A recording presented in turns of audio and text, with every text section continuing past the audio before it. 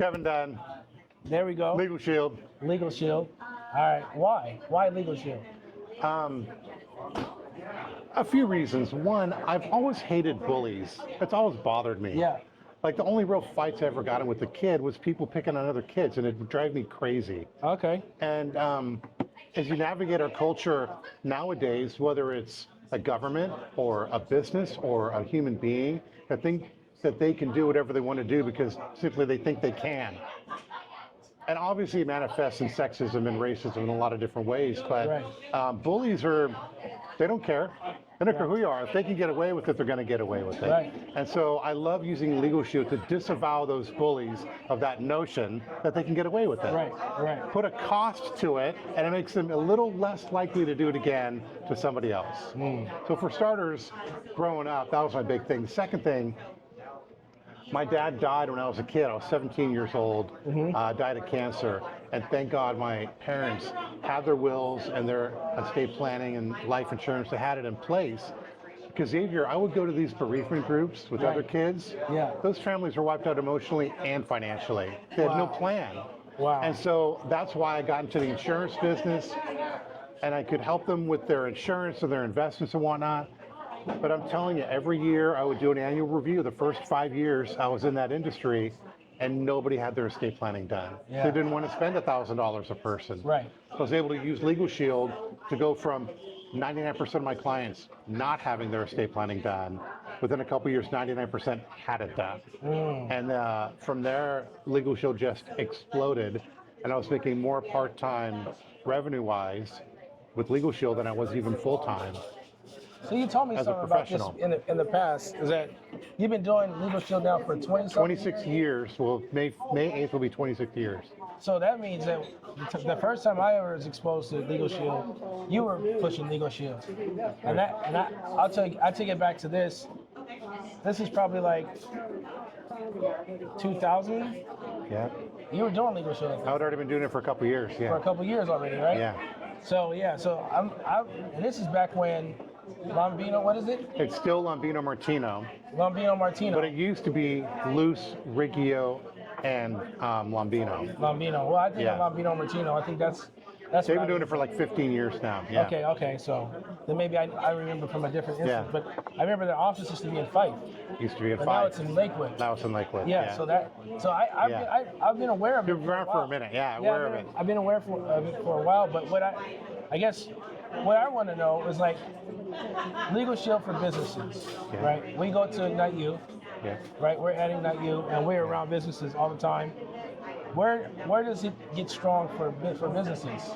Because I'm gonna give you a little lead in. Back in 2005, at that point I was a wedding DJ, and I had contracts that I said that you had to put $100 down, and that was what your deposit was, and then you owed me the balance. You owed me the balance a week before the date in full, right? Regardless if you're ready to go or not, right? If you change the date, then you owe me the balance in full. And I had this very well written out. It was That sounds like articulated. it. Yeah. And what I was able to experience is that Legal Shield went to bat for me, sent them a letter Yeah. pointing out what it was that where I was right, Yeah. right, and pointing out where they have been wrong, Yeah. right, and then instructed them to cease and desist, like no anti-defamation, Yeah. right. And so that shut that whole thing down. Yeah. Made the wedding really awkward, but I still performed, Yeah. right? But it saved me in that moment. That's right. But I also learned a little bit of a limitation, is that litigation is not included in your. If you want to go after other people, Yeah. so I'll give as an example. For businesses. For businesses, we work a lot in the trades. You're Jordan. Yeah. And I'm Pippen. Yeah. I just dished you the ball. So No, let's go. that's fine. Yeah. We work a lot with people in the trades, Right. especially like plumbers. It's a Right. big one I'm working on right now. Right. And the challenge is they're going to go do a job and buy the material and pay all of their people. Right. And if it's an insurance deal or if they're doing a sub work for a bigger contractor, they're not getting paid a lot. Right. and they're owed $50, $150, $250,000. So as we're going in and navigating with them, suing another person is of course an option, but it's time cost and it's money cost. So what we're trying to teach them is a little bit of prevention and where their leverage is. Those are the two goals. How can we prevent it, and then where does your leverage come from? So the way you prevent it, and you articulated it extremely well, it's in the original contract. Like if you want to be able to use a lien and you're in the trades against them later on, it's got to be in the original paperwork they signed. Right. And since almost all of them is like on an iPad or a tablet, you can put that lien language into that original contract. Right. You just need to have an attorney do it the right way for you. Right. One time. And now you've got it every time. So now you've got that form of leverage. Right. If they don't pay, you can file a lien. Right. Make sense? Right. The second powerful thing is sometimes just making people aware that they're not in the right is enough to get them to pay. Gotcha. And we've used those debt collection letters, which are included with the business legal services, to great success. Right. We've helped them collect, just the people I'm working with, hundreds of thousands of dollars in the last 6 months. Right. So that's powerful. Right. Now there's other forms of leverage that you've got. Right. One of them is called a 1099-C, discharge of debt. Okay. If the debt's older than 3 years, Right. and everybody in the trades has people that have owed them money for more than 3 years Right. that they've never been able to collect, you can file a 1099-C discharge of debt with the IRS. And now they owe penalties, interest, and back taxes on that debt, as if it were personal income to that individual person. Oh, wow. That goes against the person that owes. That's right. Okay. So there's two great things about that. One, you're holding them to account, Right. and the IRS is coming, Right. and they're way more powerful than you are, Right. and they're going to get their money. Right. Best part though, you can still continuously try to collect that debt even after you file the 1099-C. Okay. So then it becomes, you can pay me what you owe me, or you can deal with the IRS. So now there's no court involved, there's no suing them, but you've got a much powerful entity with leverage Right. over them paying you, Got it. and you're more likely to get paid. Okay. So there's a lot of creative ways within the law without having to go to court that you can get your money. All right. Sounds good. This is gonna be an editing timeout. All right, editing timeout. We can't hit the table. Thank you. Cause every time you hit the table, Rookie move. Yeah, it shakes the camera. But all right, we're coming back in. Yeah. Now, all right. So 1099-C Correct. is what you use in addition to your contracts. Yeah. And I can imagine that. See, that'd be big in my space. I'm in the marketing space, and some of my contracts are multiple 5 figures, right? And people get little myths when they don't see, quote unquote, the result that they think they're supposed to get, which has a lot to do with me, how I articulate what I'm gonna deliver. But it also ends up being their responsibility in reading what the contract says. That's right. And so if the language is in that contract and they choose to default because they feel like you're not getting a result, even though the result they're supposed to get is outlined in the contract, then it sounds like this 1099-C can also be another leverage point. That's correct. So are you in the trades, do you see it being more of a viable solution for those that have higher ticket items than those that have lower ticket? Like say, It can like be. of a lawn person, right? They got somebody that defaulted on a couple $100. Doesn't work as well. Yeah, versus somebody that's a plumber, right? Well, they went through and replumbed the whole house at several tens of thousands of dollars. Well, and Xavier, here's a bottom line. Yeah. When you're doing a $10,000 or a $50,000 job in the trades, Right. and they're not paying you, Right. they know they're wrong. Right. That client, they know they're wrong. They know they took the insurance check and they bought a new car, or they fixed the roof, or they did something else with the money because they're desperate, but they know they're wrong. So a letter from an attorney at that point, pointing out that they're wrong, it's amazing the power that's got. Right. And the same thing for a contractor who's taking advantage of subcontractors. So they've got the master, and they're bringing in the roofer, and they're bringing in the plumber, and they're bringing in the electrician and the solar guy, and they're charging a fee off of all those. Right. The worst thing that can happen to them is for their client to find out how much those subcontractors are actually getting paid.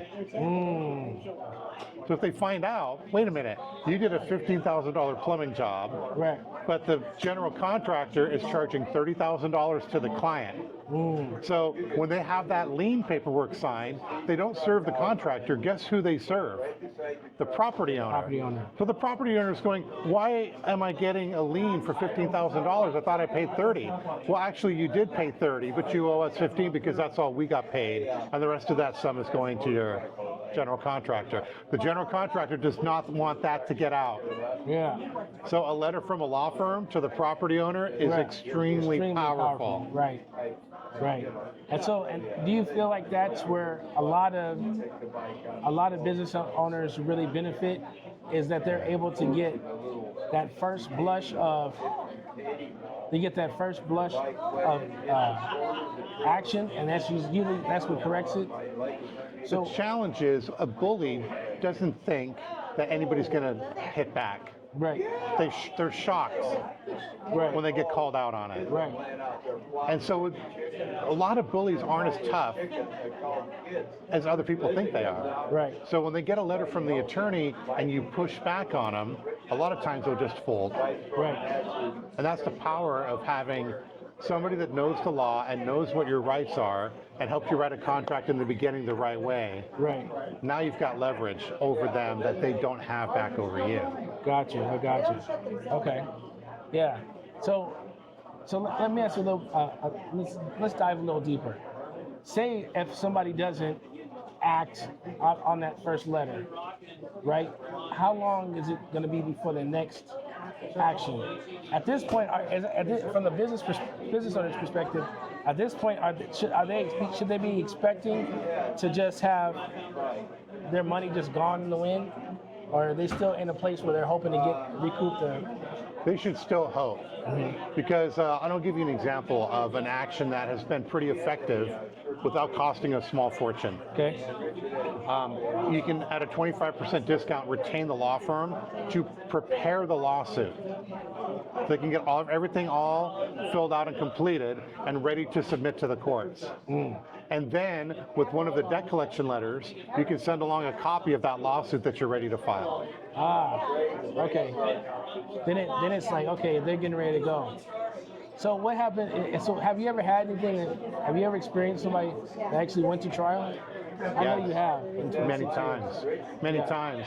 Here's the other challenge of trial. A lot of people don't realize that just winning that lawsuit in civil court, right, in superior court, district court, wherever you're filing it, just winning that suit is not sufficient. And so another form of leverage that the business owner has, once they get that judgment, they can go to superior court and get what's called a writ of garnishment. Okay. Once they get that writ of garnishment, if it's an individual, they can go to their workplace and take the money. Right. Even better, if you've got that writ of garnishment, and there's some very specific steps you have to follow, you can actually go to their bank and drain their bank account if you've got that writ of garnishment. Oh, wow. And there's nothing that they can do about it. So if it's a deep pocket, bigger contractor, Right. sometimes that may be the best option. Right. Even if it costs you a few $1,000s up front, you can add those attorney costs to the collection and get all of the money through a writ of garnishment. That makes sense. That makes sense. Oh man, this is powerful, man.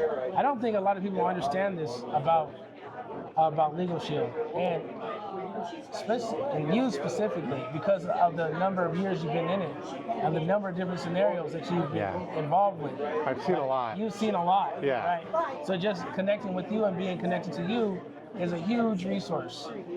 I mean, even over the next person that might be in, not to create competition, but just call a spade, right? Over the next person that does Legal Shield, Right. as a Legal Shield representative, you got a bit of an advantage over them because of the things that you've seen, experiences that you have been through, and you know the wins and losses over a course of time. A lot of people aren't used to engaging with attorneys this way, Right.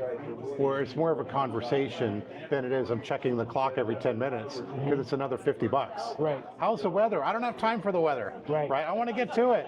So the fact that you could call in all you want and hopefully call before you're going to make a decision Yeah, I think that's the important thing, is educating people how to get the most out of it. And what I've found personally, once people have successfully engaged with this kind of new way of delivering the law, they never want to go back. Right. You know? You ready to order? Not right now. Not No, yet? not Yeah, yet. not yet. Yeah, Yeah. thank you. So okay, yeah. So that's really good. That's really good information to know. So let me ask you another question. To help people to get engaged, right? Because you talked about how it's a different way to approach it, right? I know a lot of people know Legal Shield because of the network marketing side of it, Sure. right? And I know for some people that just doesn't sit right with them. Of course. But I would let me throw you another dime. Yeah. I would not allow that to deter you from engaging with someone like Kevin, so because of the benefit of the actual product, right? So I just want to I'm gonna kick that to you and let you Yeah. take it from there. Yeah. Yeah. So here's the challenge with network marketing. 99% of the businesses in that sphere fail in the first 5 years. Right. It's laundering money amongst friends. Right. And whatever lotion or potion, with all respect, they can get it cheaper at Nordstrom's or Walgreens or wherever. Right. And it's actually gone through the FDA guidelines and, Right. So here's the difference with Legal Shield. It's really twofold. One, for every one person that's ever signed up to market it, 11 people have gotten the membership. So more than 90% of all the people who have engaged with the company only have it for the product. So it's completely different than every other networking company out there. Second difference is we take something that's normally $300, $400, $500 an hour, and we make it $300, $400, $500 a year. Right. So it's the price point, instead of having to raise the cost to pay distributors, we're actually lowering the cost of something they're used to paying a lot for and giving them access. Right. And right now in the company, about half of the revenue is derived from that direct marketing model, but the other half of it is derived from an employee benefit marketing model. And that's where I get a lot of my revenue. It's going into companies and having them offer it to their people, like as a payroll deduction benefit, Right. which is great for the company. They're not paying for it. Right. It's voluntary. The employees are paying for it, but the company benefits. They're at work more often. They're less stressed out. They're getting their legal stuff handled. They're more productive, and that benefits the company. Right. So there's a lot of synergy going on with the idea of I can get this in the workplace and then be better in the workplace. That's awesome. So then begs, let's talk about the benefit of the product. Yeah. Right. And it's from the lens of a business owner, what can they get into? And I'm gonna start it off by saying this. One of the main things that I struggle with, and that what caused me to hesitate, not get proposals out, it just slows down my whole operation.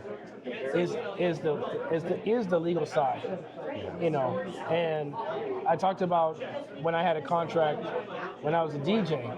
Yeah. I may or may not borrow that contract from someone else. A lot of people do. Right. So how do I legitimize that contract with Legal Shield? That's one. And then what are some other real rudimentary, fundamental things that a small business owner can gain from choosing Legal Shield? Absolutely. I'll give you the other than the document preparation, the debt collection, let me talk about the big three. Right. If as a small business owner, number one has got to be taxes. By far. Is this a write-off or not? Right. How do I amortize this? Right. And being able to call and get a simple tax question answered, amazing.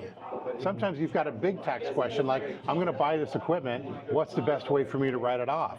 Should I be a C Corp and then be paid as an employee? Should I have an S Corp holding company? Should I be an LLC? Right. Just knowing how to organize your company for the best tax benefits. Right. You can make you can save a fortune in taxes by doing it the right way. doing it the right way. So by far, to me, tax questions and help, number one, right? So here's number two.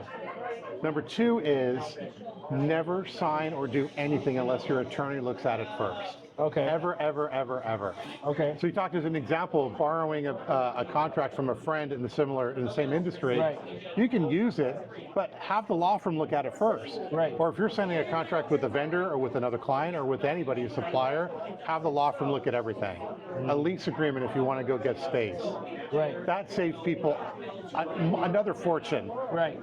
By not signing bad contracts. Right. It's the second biggest savings, I think, by having the membership. Right. And here's number 3. Not your employees' legal issues, but employee legal issues. Okay. Whether they're fraudulently using L&I, Right. whether they're making mistakes on the job, how do I hire and fire people, what should I have in my employee handbook, that's all included for no charge, including the employee handbook, which they'll do as part of having one of our small business plans. Right. So between those 3, I think those are probably the biggest cost and time savings other than debt collection, by far. Tax questions, document review, employee issues. Employee issues. Wow, that's interesting. I would have never put employee issues as one of the top 3, but I can see it now that you said it, because there's a lot that comes along with hiring employees is very much a legal process. Absolutely. And so going through that and knowing that Legal Shield is going to be there to help with those processes is huge. I would have never thought see, about it. here's the bottom line. Most people, like content creators, they're really good at that. If you're a plumber, they're really good at that. Right. What they're not great at is being a business owner. Right. And being owed too much money, doing your taxes wrong, signing a bad contract, not dealing with an employee issue the right way, those could be cataclysmic events. It could be business-ending events. If you owe too much, if you have a bad deal, if you have an employee giving you a headache and you get rid of them the wrong way, it could be the end of the business, but you're really good at the business, but you also need to be good at being a business owner. Right. And so if Legal Shield can help support that and take some of that stress away, because Google has not passed the state bar in any state, but a lot of business owners 11 o'clock at night are on their computer trying to figure out, what do I do? Right. Stop it. Just get Legal Shield and go to bed, man. Right. Call them the next day. They'll tell you the answer. Right. Yeah. That's awesome. I love that. Go to get Legal Shield, go to bed. Yeah, exactly, right? Take your worry, tired behind to sleep. Yeah. You got to be there at 6 o'clock tomorrow morning. What are you doing on Google the night before? Yeah, that's good. So your position in Legal Shield is that of a representative. I'm just saying, they call it an independent associate. Independent associate. I'm a business owner too. Right, but you're not a lawyer. No. So you really can't give legal advice. No, I can share experiences that other people have had. Right. Here's how best to use the law firm. Here's scenarios under which they came out on the good end. So they're kind of like, here's what I'm delivering. What I'm delivering is a system. Right. But then the attorneys are actually delivering the work behind the system. Right. That makes sense. It's like for debt collection, do the contract right first. Right. Send out the debt collection letter before you do the lien. They'll help you walk you through how to file the lien if they need to. They can prepare a lawsuit if they need to. Right. They can go to court if they need to. Now we're falling underneath the 25% discount. Right. They can help you get the writ of garnishment. Right. They can help you file the 1099-C. There's a lot of things they can do, but I had to take years to develop the best system for especially people in the trades. Are you guys ordering? So that's really good to understand, because I'm sure people think a lot of times they can come at you with all the legal issues and give you like legal. So I have to preface I'm not an attorney. Yeah. But I did stay at a Holiday Inn Express. Right. No, I'm just kidding. That's hilarious. So, all right. Well, give me three myths about Legal Shield that you often hear. I love the pyramid scheme thing. Yeah. That's my favorite thing. Okay. Yeah. Because here's the challenge of a pyramid scheme. The people who got there first win, and everybody who got there later loses. Right. Happens all the time. Right. The difference being, in Legal Shield, The attorneys last year, just in Washington alone, made $3 million last year. Legal Shield as an entity made almost $1 billion. They're valued at $1.5 billion. Right. The attorneys are happy. Right. Law firms happy. Right. The members are getting access to an attorney for a few $100 a year instead of a few $100 an hour. Right. They're happy. And there's people like me, the associates in the field, we're happy. Right. So it's a win-win-win-win scenario all the way around. Everybody's thrilled with it. The law firm's like, hey, just bring us more members, we'll make even more money. Right. And Legal Shield's like, bring us more members, we'll make more money. And I'm like, I'm gonna go find more members because I'm gonna make more money. Right.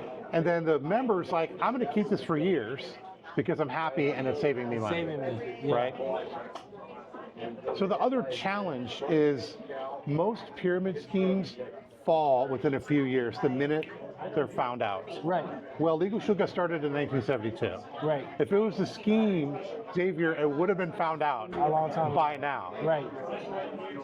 So the fascinating thing is that 75% of the company's revenue comes from old members. So 25% new, but 75% from people who are voluntarily keeping a month-to-month membership year after year after year after year. Right. So what they care about more than anything is not just that people sign up, but that they keep it. Right. And that implies the ability to maintain a long-term relationship and friendship.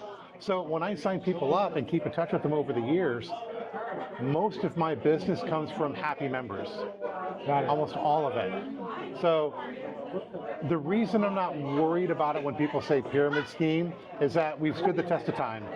Everybody's winning in this model, and I get more referrals from members than I do from anybody else. Yeah. Does that make sense? That makes sense. I'm not worried about that part of it. Right. Here's the second big myth. Yes. Legal Shield cannot solve all your problems.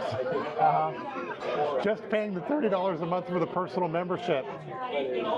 So what I try to coach people with love and understanding for where they are Right. is that if you're going to be saved, you've got to participate in your own rescue. Right. So when the law firm makes a recommendation, you should stop doing that thing getting you in trouble. Yeah. You should stop doing that thing getting you in trouble. Right.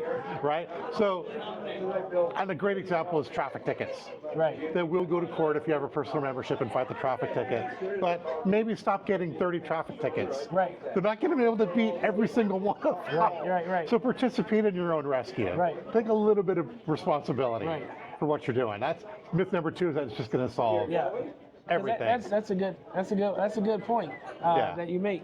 So with that being said,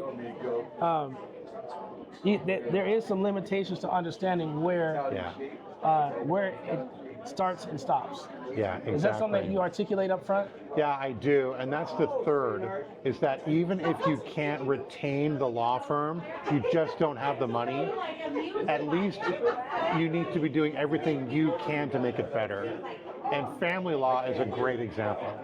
Because in family law, people say, well, how much does it cost for a divorce?